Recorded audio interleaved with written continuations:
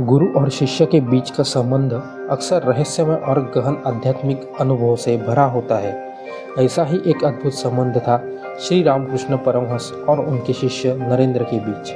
यह संबंध न केवल आध्यात्मिक ज्ञान और सत्य की खोज का प्रतीक है, बल्कि गुरु के अनंत प्रेम और शिष्य की जिज्ञासा एवं तर्क शक्ति का उत्कृष्ट उदाहरण है। नरेंद्र की दूसरी यात्रा के दौरान उन्हें एक अजीब और रहस्यमय अनुभव हुआ। श्री रामकृष्ण एक आनंदमय मनोदशा में उनके पास आए, कुछ शब्द बुदबुदाए और अपना दाहिना पैर नरेंद्र के शरीर पर रख लिया। इस स्पर्श के साथ ही नरेंद्र ने अपनी खुली आंखों से दीवारों, कमरे, मंदिर के बगीचे और यहाँ तक कि पूरी दुनिया को गायब होते देखा। उन्हें लगा कि वे स्वयं एक शून्य में विलीन हो रहे हैं। इस अनुभव ने उन्हें इतना विचलित कर दिया कि वे चिल्ला उठे, तुम मेरे साथ क्या कर रहे हो? मेरे घर में मेरे माता पिता, भाई बहन हैं। नरेंद्र को लगा कि श्री रामकृष्ण ने उन पर कोई सम्मोहक जादू कर दिया है। वे अपनी लौह इच्छा शक्ति पर गर्व करते थे, लेकिन इस घटना ने उन्हें असहाय महसूस कराया। उन्हें घृणा हुई कि वे एक व्यक्ति के प्रभाव का विरोध करने में असमर्थ रहे। फिर भी उनके मन में श्री रामकृष्ण के प्रति एक गहरी आंतरिक आकर्षण उत्पन्न हो गया। तीसरी बार जब नरेंद्र श्री रामकृष्ण के पास गए तो उन्होंने पूरी सावधानी बरती, लेकिन फिर भी कुछ खास फर्क नहीं पड़ा।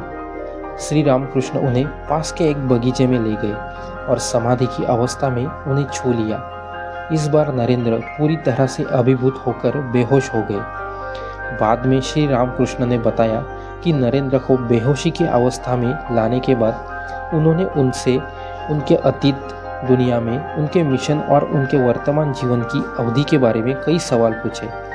इन सवालों के जवाब में श्री रामकृष्ण की अपनी सोच की पुष्टि की।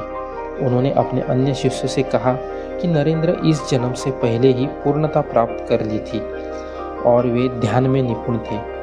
उन्होंने यह भी कहा कि जिस दिन नरेंद्र अपने वास्तविक स्वरूप को पहचान लेंगे, वे योग के माध्यम से अपने शरीर को त्याग देंगे। श्री रामकृष्ण ने नरेंद्र को सप्त ऋषियों में से एक मानते थे, जो परम सत्य के क्षेत्र में निवास करते थे।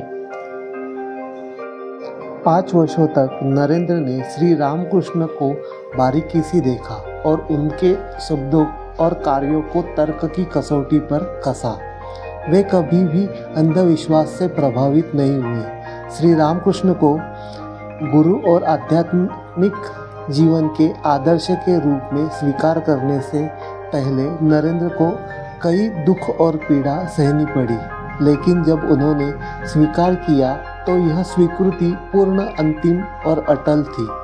श्री रामकृष्ण भी एक संदेह करने वाले शिष्य को पाकर अत्यंत प्रसन्न थे, क्योंकि वे जानते थे कि नरेंद्र की उनके संदेश को दुनिया तक पहुंचाने वाले हैं।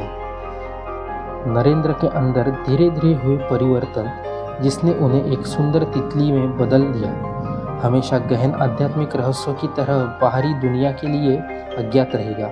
हालांकि लोगों ने प्रेमपूर्ण, धैर्यवान और क्षमाशील गुरु और उनके अहंकारी व जिद्दी शिष्य के बीच घनिष्ठ संबंध के विकास को देखा।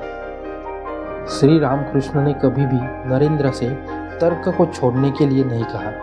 उन्होंने नरेंद्र की बुद्धि की चुनौती को चीज़ों के सार की प्रत्यक्ष जानकारी से प्राप्त अपनी उच्च समझ से पूरा किया। जब नरेंद्र का तर्क अंतिम रहस्य को सुलझाने में विफल रहा, तो गुरु ने उन्हें आवश्यक अंतर्दृष्टि प्रदान की। इस प्रकार अनंत धैर्य, प्रेम और सतर्कता के साथ श्री रामकृष्ण ने नरेंद्र के विद्रोही स्वभाव को वश में किया और उन्हें नैतिक और आध्यात्मिक अनुशासन का पालन करने के लिए प्रेरित किया।